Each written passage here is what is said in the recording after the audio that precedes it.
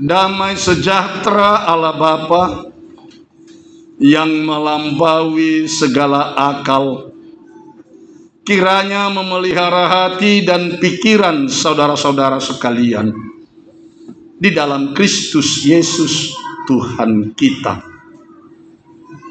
Amin. Shalom bagi kita semua. Khotbah bagi kita pada minggu kita hari ini, yaitu minggu ke-11 setelah Trinitatis yang ditentukan dalam kitab Injil Matius pasal yang ke-16, dimulai dari ayat yang ke-21 hingga ayat yang ke-28. Demikian dikatakan di dalam firman Tuhan. Sejak waktu itu Yesus mulai menyatakan kepada murid-muridnya bahwa ia harus pergi ke Yerusalem dan menanggung banyak penderitaan dari pihak tua-tua, imam-imam kepala, dan ahli-ahli Taurat, lalu dibunuh dan dibangkitkan pada hari ketiga. Tetapi Petrus menarik Yesus ke samping dan menegur dia. Katanya, "Tuhan, kiranya Allah menjauhkan hal itu. Hal itu sekali-kali takkan menimpa engkau." Maka Yesus berpaling dan berkata kepada Petrus, "Enyahlah iblis, engkau suatu batu sandungan bagiku, sebab engkau bukan memikirkan apa yang dipikirkan Allah, melainkan apa yang dipikirkan manusia." Lalu Yesus berkata kepada murid-muridnya, "Setiap orang yang mau mengikut aku, ia harus menyangkal dirinya, memikul salibnya, dan mengikut aku. Karena barang siapa mau menyelamatkan nyawanya, ia akan kehilangan nyawanya. Tetapi barang siapa kehilangan nyawanya karena aku, ia akan memperolehnya. Apa gunanya seorang memperoleh seluruh dunia, tetapi kehilangan nyawanya? Dan apakah yang dapat diberikannya sebagai ganti nyawanya? Sebab Anak Manusia akan datang dalam kemuliaan Bapanya, diiringi malaikat-malaikatnya. Pada waktu itu ia akan membalas setiap orang menurut perbuatannya. Aku berkata kepadamu, sesungguhnya di antara orang yang hadir di sini, ada yang tidak akan mati sebelum mereka melihat Anak Manusia datang sebagai Raja dalam kerajaannya." Hingga di sini pembacaan kita akan firman Tuhan. Oras madihita saluhutna. Terima kasih. Hari ini hari Minggu, yaitu minggu ke-11 setelah Trinitatis, tanggal 28 Agustus. Boleh kita katakan sudah memasuki akhir bulan Agustus. 8 bulan tahun 2022 sudah kita jalani dan akan kita lewati. Dan hari ini juga memang roster kami berkhotbah di gereja kita KBP Cikande. Rupanya pendeta kita memimpin pelajar CD untuk retret, mempersiapkan mereka yang akan lepas CD mulai 27 Sabtu kemarin hingga nanti sore.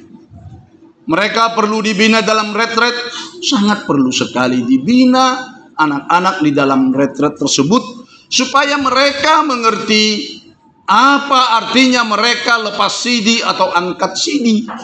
Sebab banyak orang mengatakan setelah lepas CD, alana dangau naturasmu menanggung dosamu. Seninda tu anak naik. Bukan itu untuk lepas CD. Jadi kaulah yang menanggung dosamu. Kemudian anaknya pun ada pernah mendengar begitu, lalu berkata, aku nggak mau malu. Kenapa? Supaya bapak sama mama terus menanggung dosamu. Jadi bukan itu gunanya untuk lepas CD. Itu pertama. Yang kedua, lepas CD kadang-kadang sering diartikan dengan SIM. Apa itu SIM? Surat izin menikah, surat izin manguli. Karena seringnya ada orang CD atau malua dengan darurat. Nah ini pun namanya malua darurat. Pernah begitu saya memimpin di sebuah resort. Saya beritahukan di mana itu. Itu rahasia pribadi. Kemudian adalah datang kawin lari atau mangalua seorang pemuda.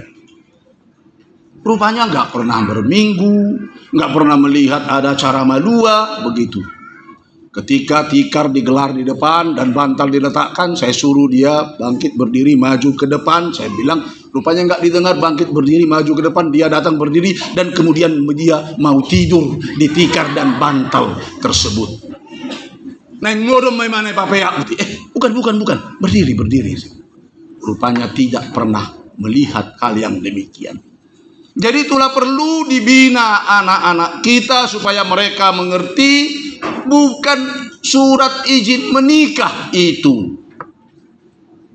yaitu lepas CD, angkat CD atau bangkatin dakon haporsion atau malua. Tapi apa? Supaya mereka benar-benar mandiri dalam iman kepercayaannya. Waktu dia dibaptis, orang tua yang membawanya, orang tua yang mengikrarkan iman kepercayaannya. Sekarang mereka mandiri dan mereka lah mengikrarkan iman kepercayaan. Kenapa? Itu perintah Yesus. Matius 28 ayat 18 sampai 20. Pergilah ke seluruh dunia, baptislah mereka di dalam nama Bapa, Anak dan Roh Kudus, dan kemudian ajarlah mereka melakukan segala yang kukatakan kepadamu. Jadi dibaptis dulu baru diajar. Itulah anak kita yang kecil dibaptis anak-anak, lalu kemudian diajarlah mereka supaya mereka mengikrarkan iman kepercayaan. Matius 28 ayat 18 sampai 20. Ada yang dibaptis dewasa bagaimana? Itu langsung dia mengikrarkan iman kepercayaannya. Di mana itu? Itu Markus 16 ayat 15. Pergilah beritakan Injil ke seluruh dunia dan ajarlah mereka dan baptislah ketika mereka percaya. Dan percaya, siapa yang percaya baptis. Percaya dulu baru dibaptis dari agama yang lain. Dia diajar baru kemudian dibaptis, dan itulah langsung dia lepas CD. Jadi itu sebabnya anak-anak perlu dibina supaya mereka mengerti dan mereka dapat mengikrarkan iman kepercayaan. Kemudian Amang Pendeta bertelepon kepada saya, uluan gereja kita, Amang Pendeta Osi Manungkalip. Hari Minggu Amang, ibadah kita bahasa Indonesia. Oh ya, perlu memang bahasa Indonesia supaya kita mengerti dan anak-anak semua mengerti. Kalau tidak pernah dengar bahasa Indonesia, nanti ngeri juga kan begitu. Itu pernah ada dari sebuah suku. Dia kawin lari dengan orang Batak, dibawa ke kampung. Mau mengikrarkan iman kepercayaannya, tidak tahu dia bahasa Indonesia, bahasa daerah pun ya begitulah. Karena dari apa? Dia dari agama lain. Lalu kemudian kita suruh mengikrarkan iman kepercayaan, dia berdiri dan mengatakan, nggak bisa bahasa Indonesia. Udah, bahasa kamu saja. Katakan, saya nggak mengerti, saya pikir kan. Lalu dia bilang, gue percaya ame babe di surga. Coba bayangin kalau dia tidak tahu bahasa Indonesia. Itu sebabnya ibadah kita perlu dilakukan dalam ibadah bahasa Indonesia. Saudara yang dikasihi Tuhan kita Yesus Kristus, anak-anak perlu dibina, dibimbing supaya menjadi pengikut Yesus Kristus yang setia. Ya, setia sampai mati, bukan setia sampai akhir. Setia sampai mati mengikut Tuhan Yesus. Seperti topik minggu kita hari ini, dikatakan topik minggu kita hari ini yaitu menyangkal diri, memikul salib, dan mengikut Yesus. Luar biasa. Mungkin kita sendiri pun bisa gemetar membacanya. Menyangkal diri, memikul salib, dan mengikut. Itu adalah di ayat yang dikatakan oleh Yesus, yaitu ayat yang ke-24. Coba kita baca bersama-sama ayat yang ke-24. Lalu Yesus berkata kepada murid-muridnya, setiap orang yang mau mengikut aku, ia harus menyangkal dirinya, memikul salibnya, dan mengikut aku. Itu. Setiap orang yang mau mengikut aku, ia harus menyangkal dirinya, memikul salibnya, mengikut aku. Yang pertama, apa disebut menyangkal diri? Maswadahun diri itu dikatakan di dalam bahasa Batak. Menyangkal diri itu adalah mengosongkan diri. Kenosis. Dirinya dikosongkan dan dia pasrah terhadap Tuhan. Seperti Tuhan Yesus Kristus. Dia mengosongkan dirinya karena dia adalah Allah yang maha tinggi, tapi dia turun datang ke dunia ini. Dia kosongkan dirinya, dia kenosis, dan dia menjadi manusia, bahkan menjadi hamba, dan manusia menderita. Dan ketika itulah di dalam nats ini Yesus berkata kepada murid-muridnya, karena dia kenosis, karena dia menyangkal diri, merendahkan dirinya sampai serendah-rendahnya. Sejak waktu itu Yesus mulai menyatakan kepada murid-muridnya bahwa ia harus pergi ke Yerusalem dan menanggung banyak penderitaan dari pihak tua-tua, imam-imam kepala, dan ahli-ahli Taurat, lalu dibunuh dan dibangkitkan pada hari yang ketiga. Itu dikatakan oleh Yesus dalam hidupnya bahwasanya dari kerendahan hatinya, dari kerendahan dirinya, dia mau menderita. Dan dia pergi menghadapi penderitaan itu. Dia mengorbankan dirinya, bukan dikorbankan. Dia tahu dia harus menderita, dan dia rela untuk menghadapi penderitaan itu. Kalau penderitaannya itu adalah sesuatu mengakibatkan yang sangat besar, yaitu keselamatan umat manusia. Dia mengatakan pergi ke Yerusalem, menanggung banyak penderitaan dari pihak tua-tua, imam-imam kepala, ahli-ahli Taurat, lalu dibunuh dan dibangkitkan pada hari ketiga. Dia sadar. Jadi Yesus bukan tidak sadar, dan dia bukan lari dari penderitaan. Yesus tidak lari dari penderitaan, tetapi dia datang menghadapi penderitaan itu karena dia rela mengorbankan dirinya. Mengorbankan diri, bukan mengorbankan orang lain. Sering dalam hidup kita, yang sering kita korbankan adalah justru orang lain. Mengorbankan orang lain demi kepentingan diri sendiri. Jadi menyangkal diri itulah. Dia rela menderita, menyangkal dirinya, rela menderita untuk kepentingan, untuk untuk keselamatan, demi untuk keuntungan dan kesejahteraan umat manusia, dia rela menderita dan dia mengorbankan dirinya. Yang sering terjadi adalah dikorbankan, bukan mengorbankan. Dan itulah banyak kita lihat di tengah-tengah dunia ini, orang-orang yang dikorbankan hanya untuk kepentingan diri sendiri, hanya untuk mendapat keuntungan yang lebih besar, rela mengorbankan orang lain, rela menghancurkan orang lain demi untuk diri sendiri. Itu tidak menyangkal diri. Oleh sebab itu, orang-orang yang menyangkal diri adalah orang-orang yang mau merendahkan hatinya, yang mau merendahkan di dalam kehidupannya. Tidak sombong, tidak angkuh, tetapi mau di dalam hidupnya merendahkan diri ini. Saudara yang dikasihi Kristus, bagaimana kadang-kadang kita di hadapan Tuhan, kita mau menyombongkan diri. Siapa kita di hadapan Tuhan? Kita adalah miskin di hadapan Tuhan. Kita adalah tidak punya apa-apa dan tidak punya arti di hadapan Tuhan. Kalau kita mau menyombongkan diri di hadapan Tuhan, bukankah Tuhan berkata, loh, ini kok menyombongkan diri, sudah miskin, sombong lagi. Bukankah begitu perkataan Tuhan kepada kita? Oleh sebab itu, bagaimana kita menyangkal diri? Kita berjalan untuk mengikut Yesus. Saudara yang dikasihi Kristus, yang kedua adalah dikatakan di sini memikul salib. Setelah menyangkal diri, baru kita memikul salib. Salib harus dipikul.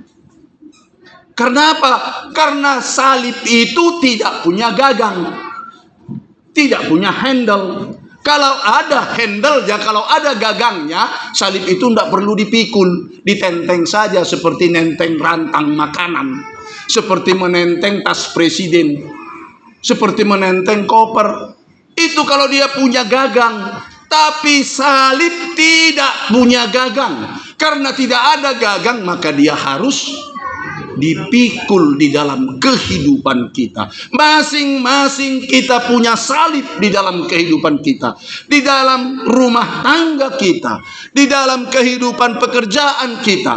Kita punya salib, dan salib itu harus kita pikul di dalam kehidupan kita. Jangan kita mau mengentengkan salib itu. Ada pernah di dalam perjalanan sang musafir, dia memikul salibnya berjalan mengikuti Yesus. Dia pikul terus-menerus salibnya itu. Di tengah perjalanan datang tawaran orang kepadanya. Rupanya ini adalah iblis yang datang menjelma menjadi manusia. Bung, apakah salib itu berat? Tidak, saya masih bisa memikulnya. Dia berjalan dan dipikulnya. Semakin lama salib semakin berat, semakin lama salib semakin berat. Akhirnya datang lagi menawarkan. Bagaimana? Ya sudah, semakin berat. Di tengah perjalanan itu iblis menawar, mari kita potong salib ini bawahnya, ya, kita potong, masih tetap salib supaya lebih ringan. Akhirnya dia tergoda. Salib tersebut dipotong dan memang terasa agak ringan. Tetapi semakin jauh juga berjalan, semakin berat. Tibalah di ujung perjalanan. Dia harus melewati sebuah jurang dan akan sampai ke seberang yang sangat senang. Dan satu-satunya jalan untuk menyeberang jurang tersebut, dia harus meletakkan salib itu dan dia bisa berjalan di situ. Rupanya dia letakkan salibnya. Salib sudah tidak cukup panjangnya hingga sampai ke seberang. Karena apa? Karena sudah dipotong. Jadi mengikut Yesus kadang-kadang bisa juga berspekulasi. Di dalam berspekulasi, kita tidak tahu akibatnya juga dalam hidup kita. Itu sebabnya dikatakan oleh Yesus di dalam nats ini, ayat 25 itu, karena barang siapa mau menyelamatkan nyawanya, ia akan kehilangan nyawanya. Tetapi barang siapa kehilangan nyawanya karena aku, ia akan memperolehnya. Bagaimana ini? Barang siapa mau menyelamatkan nyawanya, ia akan kehilangan nyawanya. Tetapi barang siapa kehilangan nyawanya karena aku, ia akan memperolehnya. Ada sebuah cerita di sebuah tempat rumah ibadah yang jauh, di sekeliling oleh orang-orang yang tidak percaya. Ketika mereka beribadah, sekelompok orang-orang datang menyerbu mereka dan membubarkan ibadah mereka. Kemudian 2 orang dari penatua dan seorang gadis tertangkap. Lalu mereka dikiring, lalu dilihat di belakang podium tempat khotbah pimpinan ibadah mereka ada gambar Tuhan Yesus dengan wajah kepala berduri dan tali di lehernya besar. Lalu itu diambil oleh orang-orang tersebut, dia diambil, diletakkan. Nah, injak-injak ini, kalau kamu tidak menginjak-injak gambar ini, kamu akan mati. 2 orang dari yang sudah dewasa, yang sudah tua itu mengebut, karena dia pikir hanya gambar doang kok, tidak apa-apa. Tapi ketika si gadis kecil disuruh, dia tidak mau. Dia mengambil gambar tersebut, walaupun nama gambar, berarti saya sudah mengkhianati iman saya. Dia ambil, dia pegang, dia peluk. Lalu apa yang terjadi? Orang yang datang menyerbu mengatakan, sudah, kamu pergi. Si gadis justru dibebaskan. Dan yang 2 orang yang menginjak-injak itu justru dibunuh. Karena apa? Masuk agama kami pun kau juga nanti nggak setia. Sedangkan kamu saja kamu tidak setia. Jadi saudara yang dikasihi Kristus, bukanlah karena kepintaran kita, karena kehebatan kita, lalu kita bisa untuk mempertahankan nyawa kita, menyelamatkan nyawa kita. Tidak. Selangkah saja dalam perjalanan hidup kita ini tidak terjadi. Siapa tahu pada waktu itu tanggal 28 September tahun 2018 jam 6 sore harus datang gempa di Palu. Tidak ada yang menyangka. Dan tidak ada yang menyangka datangnya tsunami. Kampung, 1 perumahan yang amblas ke dalam bumi. Dan lumpur yang datang menutupi. Kemudian tanah yang bergerak berjalan. Tidak ada yang menyangka hal demikian karena malam. Dalam hanya sekejap banyak yang mati, tertanam tanah, masuk di dalam rumahnya ke bawah. Kita di gereja pasrah, apapun yang terjadi, pasrah kita. Kalau memang kita harus berakhir di sini, kita serahkan nyawa kita kepada Tuhan. Begitu kami di komplek gereja. Namun tidak ada terjadi, hanya gempa yang datang. Gereja tidak roboh, gedung serbaguna tidak roboh, hanya pagar gereja, tembok gereja, pagar itu yang roboh dan ke arah luar. Saudara yang dikasihi Kristus, bukan karena kita mampu untuk menyelamatkan nyawa. Disitulah saya yakin kalau memang Tuhan masih belum memanggil, apapun yang terjadi, kita diselamatkan Tuhan. Oleh sebab itu, ketika kita mau dikatakan mengikut Tuhan kita Yesus Kristus, mari kita mengikutnya. Kalau dikatakan mengikut Tuhan Yesus Kristus, mengikut itu berjalan di mana? Di depan atau di belakang? Di belakang. Berarti mengikut Tuhan Yesus adalah berjalan di belakang Tuhan Yesus. Jodoh pajulu-juluhun. Kadang-kadang sering dia jadi lebih dulu dari Tuhan. Pajulu-juluhun diri namanya itu. Tapi berjalanlah kita mengiring di belakang Tuhan Yesus. Dan berjalan di belakang Tuhan Yesus, yang mengikut semua gerak-geriknya. Siapa yang kita ikuti, kita harus mengikuti. Kalau seorang pelaut kita ikuti, kita harus mengikuti bagaimana cara-cara menyelam, bagaimana cara begini, bagaimana begini, kita harus mengikuti. Kalau kita mengikuti seorang pendaki gunung, kita juga harus mengikuti caranya, syaratnya, dan apa-apa.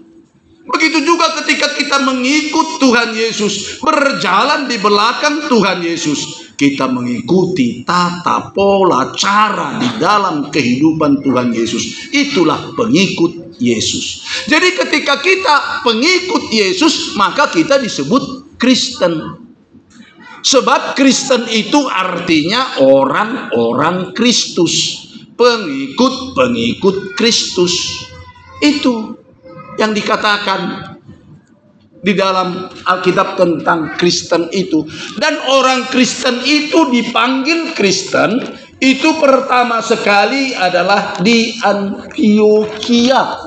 Di Antioquia lah orang-orang Kristen, murid-murid Yesus disebut Kristen. Itu dikatakan ya, di Antioquia lah murid-murid disebut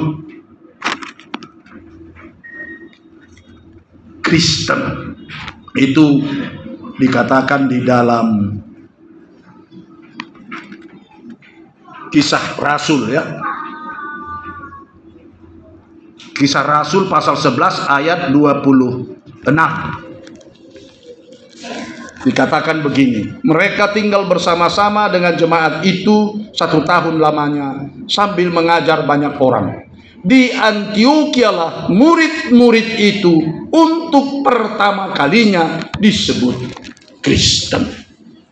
Jadi kalau ketika kita disebut pengikut Kristus, kita harus mengikut, berjalan di belakang Yesus, bukan di depan.